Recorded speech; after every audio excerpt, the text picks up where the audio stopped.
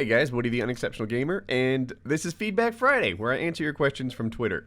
I don't really know what this gameplay is. The title is Playing the Objective, and it's pretty long, because I'm feeling chatty, so I guess that's what you can expect. Let's get going. Woody, what's your opinion on montage makers? So I have, I think, a different view than the average guy of a montage maker. Of course, there's no hate on them, right? Knock yourself out. You want to make a montage, you know, awesome, right? You're just trying to make entertainment videos. What I appreciate in a montage, though, is usually not the gameplay. I've seen a bunch of, you know, 4-man kill feeds. I've seen my triples already, my quads, etc. Like, I don't know. For me, I've seen so many of these that I've been there, done that. But when somebody syncs to music, when somebody, you know, does something artistically with the editing, when somebody does something really cool, you know, not seizure-inducing silliness, but like, you know, an art to their montage, that's what I really, really love. I mean, heck, to me, if they were to do an amazing montage of like dogs eating their food out of a bowl, but it was synced to music and the effects turned it into something more entertaining than it otherwise would have been, I'd appreciate it, I think, in the same way that I appreciate Call of Duty montages. Really, I don't care that you quickscope, but if you edit this in an amazing way, I think that's really, really cool. That's my view of it. Recently, all this YouTube drama is giving me a headache. What is your view on it? Love the videos, keep them up. Oh man, the biggest mistake I've made this year, certainly this month, was making a video about that poor guy's live stream. I honestly didn't think it was him, so when everyone was saying it was, I thought I was the only smart guy in the room, and I was like, dude, it's not him, you know, everyone settle down, etc. And then a couple people who I know better were like, Woody, it's actually him. And I looked at it, and I saw it more and more, and it was like, oh, darn it. So I made a correction video. If I hadn't made that first one, and therefore wouldn't have to make the second, wouldn't have made either if I knew from the start, then I would have this moral high ground, this ability to say, like, guys, you know, to quit your little girl drama nonsense. But instead, I'm like part of the problem, and I don't have the moral high ground that I wish I had. So I'm just trying to sort of step away from it and let it unfold without my involvement. That's kind of where I am, you know. I made a mistake. I put up a defense video, but in the end, it would have been smarter to just not put up a video at all. That's where I am. Oh, I will say this, like, from a business perspective, it's kind of good. Like, subs and views are doing fine. But I swear, I would give them up if, you know, if I could have less headaches. Like, I don't need more subs and views. I'm doing great. What I actually just want is, like, peace of mind and happiness. And, you know, that's hard to get in this kind of environment. Woody, do you think for some of your videos the background games could be changed a bit? I love the Call of Duty ones. Yes! Yes, yes, yes. I absolutely think that. That every day I wake up and I want to kick my own butt and think, Woody, why aren't you getting more variety in here? You know, I've had some Battlefield 3 lately. I've had some Assassin's Creed. I've had some Borderlands 2. Like, I've been working other games in, and I guess I intentionally did almost purely Call of Duty for the release of the game. But I think it is time to do some other stuff. Some guys have asked for Grand Theft Auto. I haven't played that game since, like, the PS2. So I don't know, I'm cautious about that one. I don't know if it's my cup of tea, like this open world stuff. I like what a lot of people don't like, which is, you know, like a yellow brick road that tells me where I'm supposed to be going and doing. Like, I enjoy that in a game, but I don't know.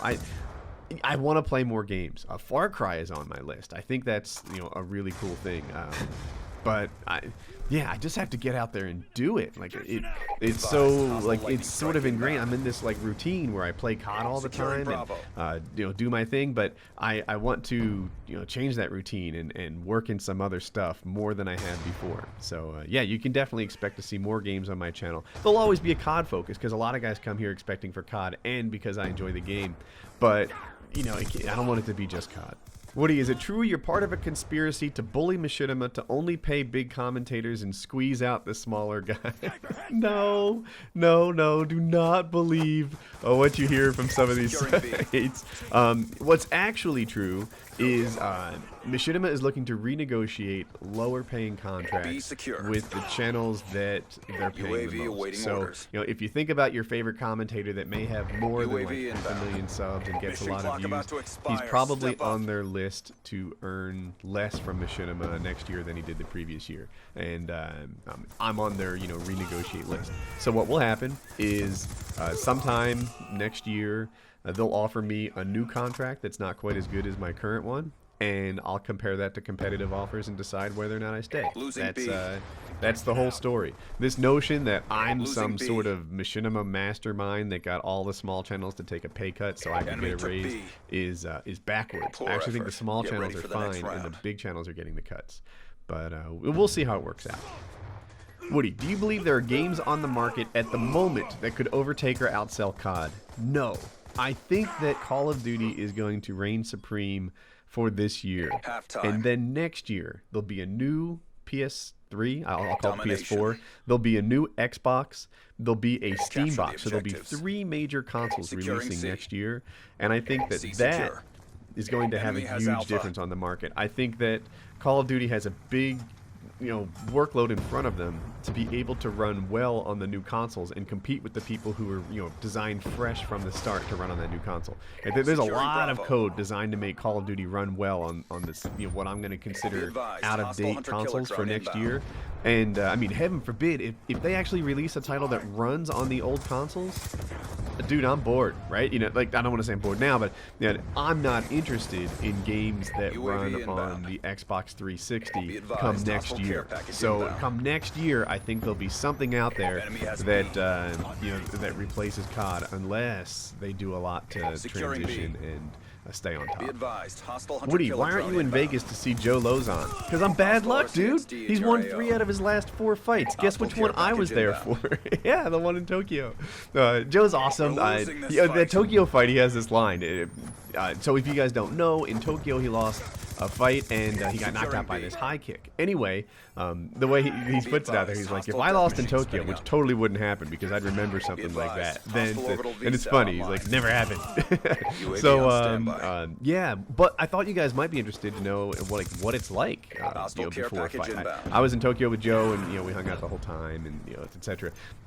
They arrive, they cut some weight, and by cutting weight, they try to be on weight, which for Joe in this case is 156. That's what he's trying to weigh, within a pound of 155, for as short a period as possible. So like the day before the fight, he's barely cutting. He's monitoring, he's dieting, right? Like he's drinking tons and tons of water. He's avoiding salt. He's doing stuff like that.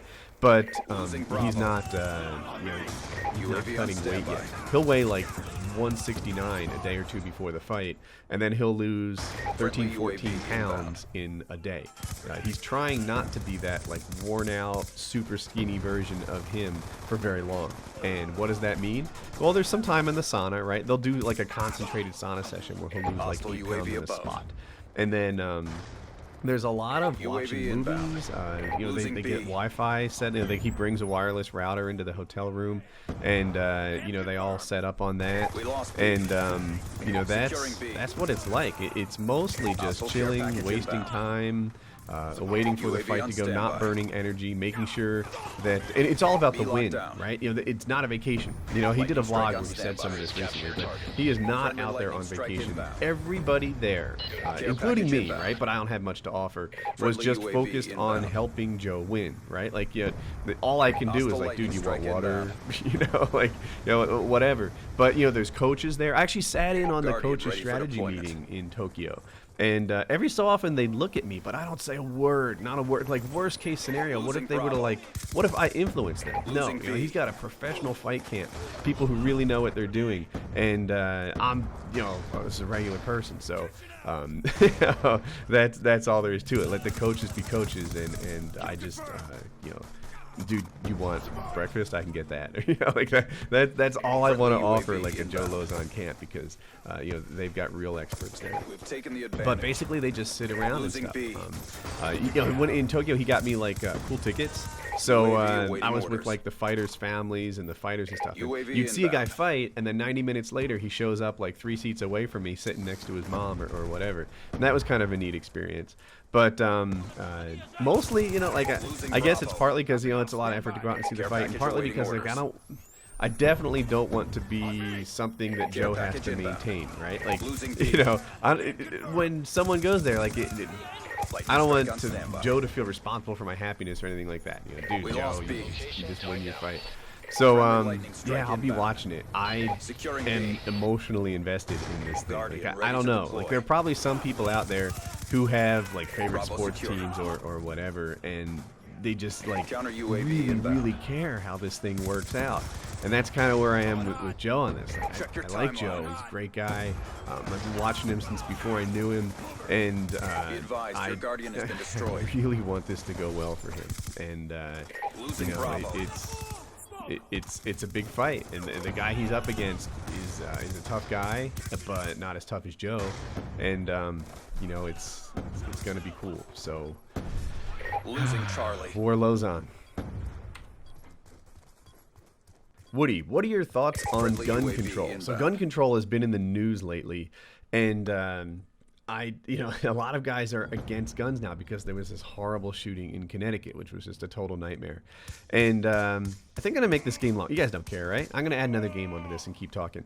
So I feel like guns are a right in America, right? You know, there's this Bill of Rights. It's the second one. It's right next to free speech. And a lot of guys won't like that. I feel the dislikes rolling in. But the percentage of people that do bad things with guns is so low that it borders on zero, right? It's just like video games. The percentage of people that do bad things with video games, that play video games and then do bad things, is so low that it's just about zero. It doesn't seem right to me to, you know, like, start punishing everyone who plays a video game by making it illegal and you can't have access to it anymore, or punishing everybody who has a gun because, you know, one or two jackasses do bad things with them. You know, these things aren't actually, you know, commonly used in a really bad way. It's, you know, I'm a gun owner, right? I think a lot of you probably know, right? I've got a safe with a collection of guns. I don't have a ton, like, it probably sounds like a ton to a non-gun owner, but I think I have like 6 rifles or something and 2 pistols.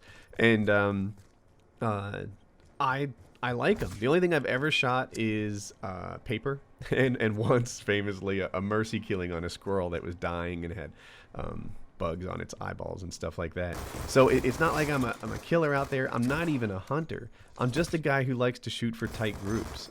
I'm pretty good with a pistol, I think, and I think I'm an average shot with both of them. Like, I'm respectable, but not anybody special.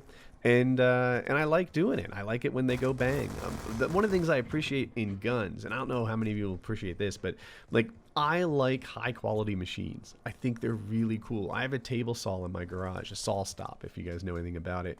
And it is the most precision woodworking instrument I've ever used. I absolutely love it. The guns are the same way. They are machined with this precision. They operate in such a way, and like when you have a gun, you have to take it apart and clean it, and you see all the parts in it, and you can, like, it's not so complicated that I can't understand how it works, like electronics, but it is really well engineered and designed and creative, mechanical.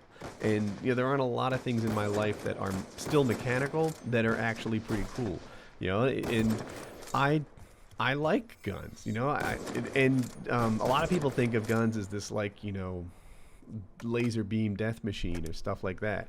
In my mind, they are remote hole poking devices. The damage that they create on someone else is really similar to that an ice pick would have. And this sounds horrible and gruesome, right? But it's like, oh my god, he got shot, he flies back 6 feet in the movies and stuff like that. No. You know, picture what would happen to you if you were poked with an ice pick. Like, if it was in your thigh or something, it would be awful, but you'd be fine. If it was in like a lung or heart or a head or something, then you'd be terrible, right? You'd be done. That's what they are. They're like remote hole poking machines, and that's why I use them on paper. You know? And like, I'm a safe, rational, normal gun owner, and I think people like me are the ones that are impacted by gun laws, and you know, it just stinks. I am okay with certain gun laws. You know, for example, in North Carolina, to get a concealed carry permit, one that, you know, lets you hold a gun on you all the time, you have to pass a proficiency test that proves that you're able to shoot the gun pretty well. You know, you have to, you know, hit paper, and they time you, and they put some stress on you, and they turn the lights out and stuff. And You have to prove that you're fairly good with a gun, and you also have to pass a written test, which proves that you know when you're allowed to use it and when you're not. And for me, that was awesome, because I didn't come from a gun family. So, like, a lot of this stuff, like, encouraged me to take lessons, to get a trainer, someone to show me how to use this thing, to hit the range a lot. It made me, like, a nice, responsible gun owner, whereas if you could just fill out a form and get the same thing, then maybe it wouldn't work out quite as well. But, my thoughts on gun control, I don't mind the idea of people having to be qualified. A lot of gun rights people don't like that. They think that it should be as easy to buy as shampoo, right? You've got a right to own this thing. Don't start putting qualifications on what's a right. Me, like, coming from a guy that's not, wasn't raised as a gun owner. Like, I got my first gun in my 30s. Still in my 30s, but whatever. I got my first gun, a couple years ago, and it helped me be a better gun owner than I would have been if none of this stuff was in place. But yeah, to sum it up, just like I started, the percentage of people that do bad things because of guns, the percentage of people that do bad things, who play video games, or the percentage of people who do bad things who listen to rock and roll music or rap is so small that you shouldn't be outlawing this thing in an effort to address the 0.0001%. Did you scar Colin with your cervix pounder yet? No, no. What he's talking about is, one time on Painkiller already, I made this joke saying that my plan was to show my son my, adult full-sized unit, and and then he would see it and think it was gigantic compared to his, pre-puberty thing, and then just never let him see it again and live down as a legend forever in his eyes as this, massive person. And but it was actually a joke I stole from the Man Show, and I thought it was really funny, and it went over well in PKA, but I've since had haters repeat it to me again and again like it was my actual plan, like I was some sort of pedophile who liked to show my penis to 10-year-olds and stuff. It was just a joke I saw on TV and shamelessly copied it, and it got big laughs at the time, but people like to use it against me. Haters gonna hate. Buy a t-shirt on your way out. Have a good day. If you liked the video, be sure to give me a like. If you're new around here and you liked it, you can subscribe by clicking in the top right. There's 2 videos you missed on your screen. You can click on those and they open in new windows. Enjoy them if that's your thing. And otherwise, have a good day.